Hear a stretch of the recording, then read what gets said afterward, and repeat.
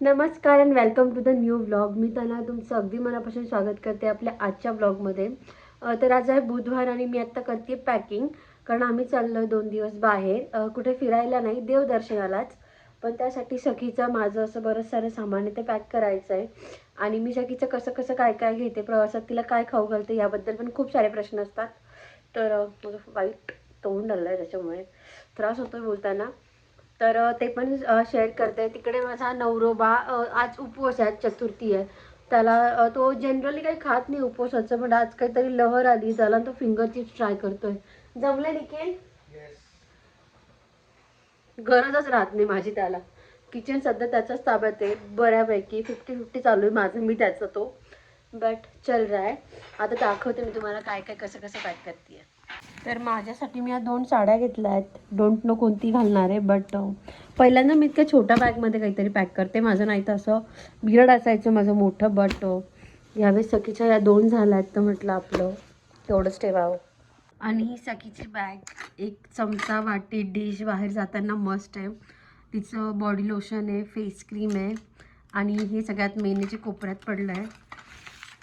तर हे मी तिचे 3 सेरेलॅक आहे. हे एक विकतचं आहे, हे एक दलियाचं केलं आहे आणि मखाना पावडर. हे 3 इझी जातात गरम पाण्यात उकळून टाकायला. तर मी ते पण 3 घेतले आहेत पॅक करून. सो गाडीत आहे, आम्हाला कधी भूक लागली तर तिथे खाऊ शकते. नंतर तिचे कपडे आहेत, काही नवीन काही जुने. पंजाबी ड्रेस घेतलेत मी 1-2 तिला देवीच्या इथे घालायला. पावडरचा डब्बा, पॅन्ट सध्या सॉरी टोपी पण सध्या लागेल, सो काही इथे ठेवलं आहे, काही डायपर बॅगमध्ये. रुमाल आहेत, टोप्या आहेत, तिचे ड्रेसेस आहेत. सो असं बेसिक जे सखीला लागणार आहे ते. यात फक्त तिची पाण्याची बॉटल बाकी आहे. तिची औषधं वगैरे मी डायपर बॅगमध्ये घेईल. सो सखीचं पण मी ह्यावेळेस बऱ्यापैकी कमी सामान भरलं आहे, निखिलला घाबरत घाबरत. अरे ते जळाले की. हे जळाले नाही, लाल आहे, प्युअर कलर येतो. असे एवढेच असतात फिंगर चिप्स. त्या हॉटेलमध्ये वगैरे हे पोटॅटो वेजेस आहे. ओ आम्हाला माहित नाही हो, आम्ही जाऊन डाळ भात खाणार लोक बाहेर जाऊन. आनंद बघा माणसाचा. आणि हा आनंद एका गोष्टीचा अजून आहे, कारण आमचं पिल्लू जांगो झाल्यावर झोपतच नव्हतं, कारण जोही नव्हती त्यात इज्जतीत झोपलाय 1.5-2 तासापासून. लेट झोपली आहे पण फायनली झोपली आहे, त्याच्यामुळे त्याच्यातच काय ते सुख आहे आमचं सध्या. आज पॅकिंगच्या नादात आणि घरकामाच्या नादात खूप काही शूट करायला मिळालं नाही. पण सगळीचा एक कोलॅबरेशनचे फोटोज आणि व्हिडिओ शूट करायचे होते आणि ते शूट करता करता ती अचानक चालायला लागली. आम्हाला सुचत नव्हतं काय काय रिॲक्ट करावं. मी तर रडायला लागली. मी तो व्हिडिओ पण पुढे पोस्ट करते. तर मला सुचतच नव्हतं की हे काय, हे इतकं लवकर कसं काय केवढं होतंय माझं पिल्लू मलाच कळेना. आणि ते अगदी असं अनएक्सपेक्टेड होतं आम्हाला. ती उभी राहते म्हणून आम्ही तिला फोटो काढायला उभं केलं होतं, बट तिचं ऐकून घ्या. बट ती हळूहळू पुढे एक एक पाऊल टाकायला लागली आणि अचानक चालली. ती पण थोडी घाबरली, ती पण रडत होती. बट मला नाही माहिती, मी तशी खूप स्ट्रॉंग आहे, खूप लवकर रडत वगैरे नाही. बट मला रडूच आवरेना. काय झालं होतं, मला इतकं रडू येत होतं की बापरे, सखी चालायला लागली. आता मागच्या वर्षी माझ्या पोटात होतं पिल्लू, मला इतका खोकला होता मागच्या डिसेंबरमध्ये.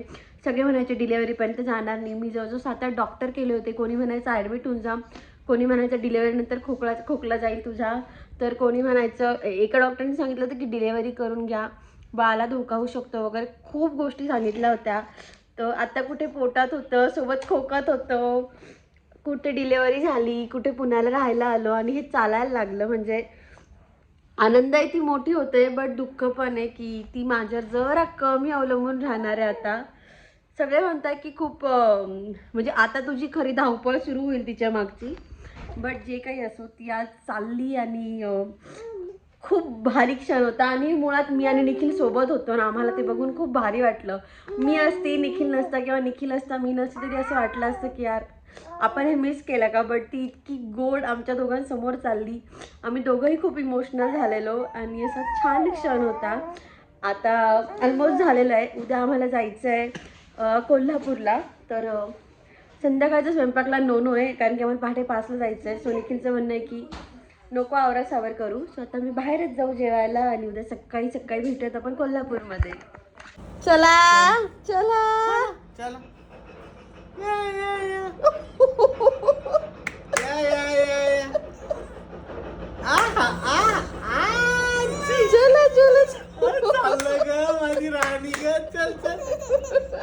बाई आई ग चल चला चला चला सखू का बरं नाचतो एकटा एकटा? चला आईकडे ये. पापा नाही येणार तिकडे, तू इकडे ये. मला तर भावच नाही, तुझ्याकडे बघतीये. Cut to day 2. आम्ही निघालोय कोल्हापूरला पहाटे 5 वाजता आणि लुक ॲट हर. आम्ही जेव्हा पण पहाटे पहाटे कुठे जायला निघतो ना तेव्हा असं कधीच होत नाही की सखी झोपून राहिली. सखी बरोबर तिला वास लागतो की आई पप्पा उठलेत. आम्ही लगेच असं फ्रेश होतो, लगेच निघतो आम्ही. कोण म्हणाले पिल्लू सकाळी पहाटे 5 वाजता उठले? ती इतकी मजा घेत होती सकाळी सकाळी. टिकली लावायचं तर मला सुद्धा धर्म नाही राहिलाय, कारण ती एकदा ती काढते तोंडात टाकते आणि नाही तर तिला स्वतःला असं टिकली लावून बघणं खूप आवडतं. सो ती तिच्याच कपाळाला ठेवते मी मोस्टली. तर आम्ही निघालो आता कोल्हापूरकडे जायला. 9:96 पर्यंत पोहोचू कोल्हापूरला. तिथे गेल्यावर काय प्लॅन आहे तो सांगतो. थँक्यू. हो, कोल्हापुरात गेल्यानंतर सकाळी सकाळी आम्ही व्हिजिट करायला गेलो फडतरे मिसळ, कारण निखिलचा खूप जिव्हाळ्याचा विषय येतो आणि ती खाल्लीच पाहिजे. सो ही आहे आमची रूम. लास्ट टाइम आम्हाला मिडलची होती, that one was very big one. ही पण तशी छान आहे. सो इथे असा छानसा मिरर आहे, वॉर्डरोब, बेड, साईड टेबल, एक चेअर. सिम्पल रूम आहे. लास्ट टाईमची खूप बेटर होती सेम प्राईजमध्ये. सो सगळीसाठी शेअरलेक केलं आहे. तिला चमच्याने भरवायचं मी खूप प्रयत्न करत होती. निखिल झोपलेला होता बट तिला अजिबात सहन झालं नाही की पप्पा झोपलेला आहे. सो आता असं जेवण चालू आहे आमचं. सखी आई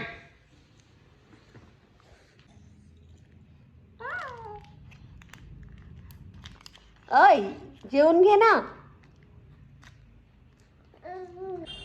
आम्हाला आल्या म्हणजे आम्हाला 8:30-9 झाले होते. नंतर आम्ही मिसळ खायला गेलो.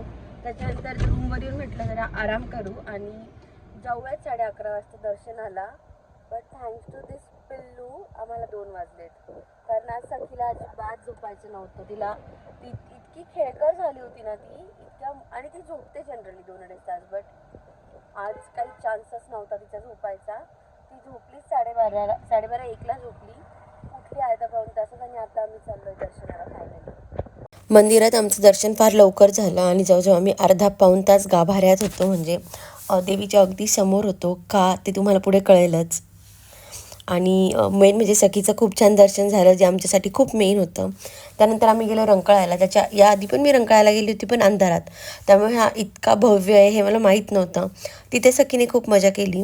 राजाभाऊंची जी भेळ होती ती नेमकी बंद होती, म्हणून मी राजकमल भेळ खाल्ली. ही पण अप्रतिम लागते, मी लास्ट टाईम पण ट्राय केलेली होती. सो तुम्ही जर कोल्हापूरला गेले तर रंकाळ्याच्या खालची ही भेळ नक्की ट्राय करा. ॲक्च्युली ती खूप ऑसम आहे आणि चाट पण माझा खूप जिव्हाळ्याचा विषय आहे, त्याच्यामुळे मी ती खातेच. आज आहे डे 3 आणि आमचा कोल्हापूरमधला डे 2. तर काल एक खूप मोठी गोष्ट होता राहून गेली आहे. मला फार वाईट वाटलं आहे त्या गोष्टीचं, बट आज मी परत ट्राय करायला चालली आहे. काय आहे ते मी तुम्हाला शेवटी सांगेन. मला एक मोठा प्रसाद मिळता राहिला आहे, बट मी आज परत प्रयत्न करायला चालली आहे. जर मला ते मिळालं तर मी नक्की या ब्लॉगमध्ये तुम्हाला पुढे सांगेल की ते कसं होतं, ते काय झालं आणि किती गडबड झाली. बट माझी खूप मनापासून इच्छा आहे. देवीने मागच्या वर्षी मी मागितलं होतं ते मला दिलं.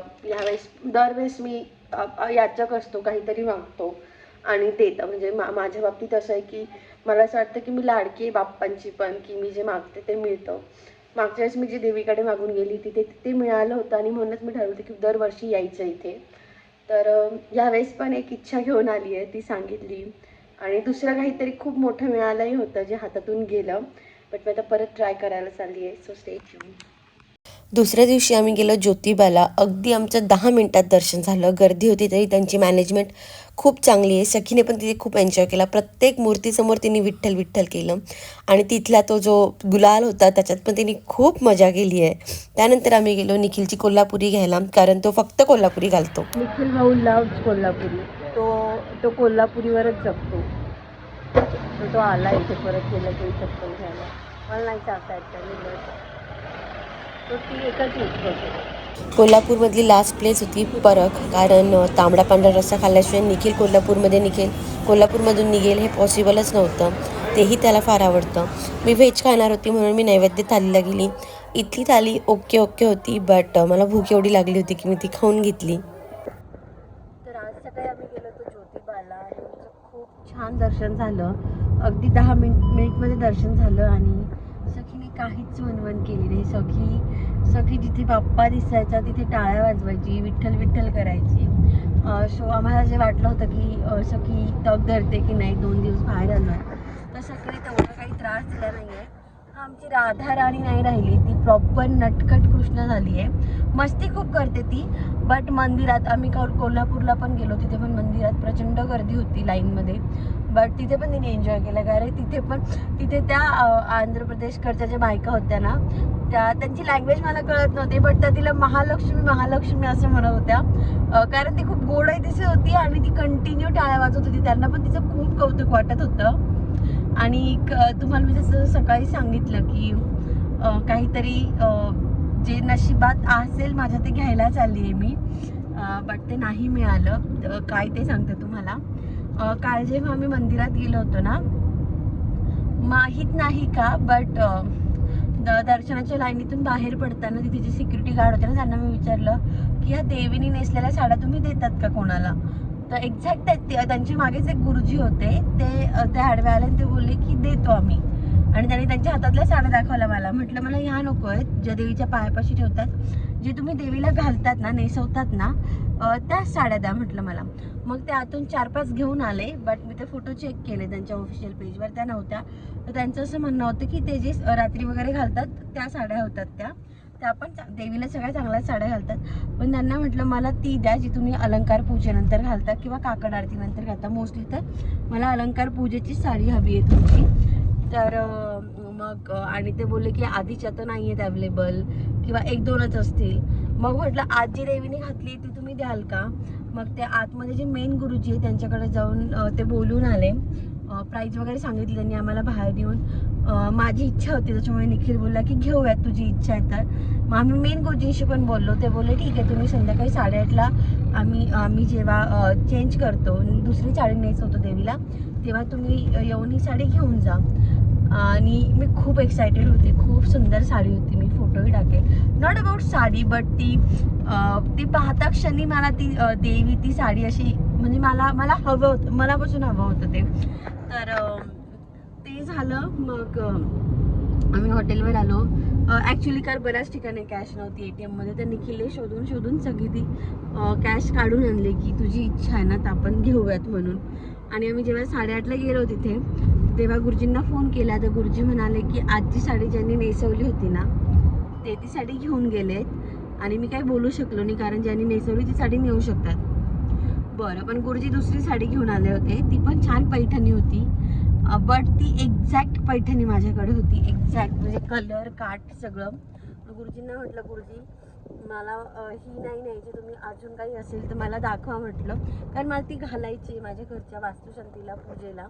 तर म्हटले की ठीक आहे, तुम्ही उद्या सकाळी या, मी तुम्हाला ऑप्शन्स दाखवतो जे अवेलेबल आहे. त्यांच्याकडे पण खूप साड्या नसतात, कारण ज्या दिवशी पूजा होते त्याच दिवशी बरेच जण साडी घेऊन जातात. ते आम्हाला एवढं पण बोलले की काल तुम्ही जी साडी घेऊन जाणार होते तुमच्यानंतर मला 3-4 इन्क्वायरी आला होता, बट मी त्यांना तुमचं नाव सांगितलं होतं. बट आता ज्यांनी साडी नेसवली त्यांनी मागितली तर मला त्यांना द्यावीच लागली म्हणून. तर म्हटलं ठीक आहे. तर आज त्यांनी आम्हाला 10 वाजता बोलवलं होतं. तर 10 वाजता निखिलने कॉल केला, तेव्हा ते बोलले की मी अजून जे गुरुजी आहेत त्यांना विचारतो आणि अजून साड्या असतील तर घेऊन येतो, तुम्ही 12पर्यंत या. आम्ही 12 वाजता गेलो, बट ते गुरुजीच आम्हाला सापडले नाही. आम्ही खूप कॉल केले त्यांना, 15-20 कॉल केले, बट नाही मिळाल्यानंतर मी तो नाद सोडून दिला. बट तिथे जेवढे गुरुजी होते एक्झॅक्ट मी प्रत्येक गुरुजींना जाऊन विचारलं का रे निखिल. आणि निखिलनी तर खूप प्रयत्न केले. ही इज लाईक की तुझी इच्छा आहे ना तनु, तर आपण घेऊन जाऊयात आणि नशिबात असेल तर ते मिळेल. बट ती नाही मिळाली आम्हाला. बट तुम्ही जर कोणी कोल्हापूरचे असाल, तुमच्या घराला जर तो मान असेल देवीचे पूजा करायचा आणि तुम्हीही अलंकार पूजेची साडी जर कोणाला देत असाल तर प्लीज आम्हाला कन्सिडर करा. कारण की आमची खूप मनापासून इच्छा आहे, की ती साडी आमच्या घरात यावी म्हणून. तर असं काही होतं. मी अजूनही त्या गुरुजींच्या कॉन्टॅक्टमध्ये राहणार आहे. त्यांनी मला त्यांची पूजेची डेट पण सांगितली. पूजेची 7 फेब आहे आय थिंक. तर बघूयात त्या वीकमध्ये सखीचा बड्डे वगैरे पण येतो आहे, कारण मला ते अगदी मनापासून हवं आहे. आज नाही मिळालं, आज नशिबात नव्हतं, बट पुढे कधीतरी मिळेल अशी विश. माहीत नाही कधी, लवकरच मिळावी अशी माझी इच्छा आहे. तर असं काही होतं ते सगळं. त्याच्यावर मी काल पण जसं शूट नाही केलं रात्री. सकाळी पण माझी काही एवढी इच्छा होत नव्हती. ज्या छोट्या मोठ्या क्लिप शूट केल्या त्या सगळ्या निखिलनी केल्या आहे. सो असे होते आमचे 3 दिवस. तुम्हाला जर आमचा आजचा ब्लॉग आवडला असेल तर do like, share and subscribe. आणि असंच प्रेम देत राहा मला, निखिल आणि सखीला. आय नो स्किन खूप वाईट दिसते बिकॉज 3 दिवसाचा थकवा आहे आणि असाच फिरतो आम्ही ज्योतिबानंतर जसं निघालो आहे तसं. तर जे काही आहे ते असंच आहे. तुम्हाला आजचा ब्लॉग आवडला असेल तर do like, share and subscribe. आणि या माणसाला सांगा की क्वेश्चन आन्सरचा जो व्हिडिओ आहे तो एडिट करायसाठी थोडाफार वेळ दे म्हणून. सो आल म्हणजे होप की पुढचा व्हिडिओ आपण तोच पोस्ट करू.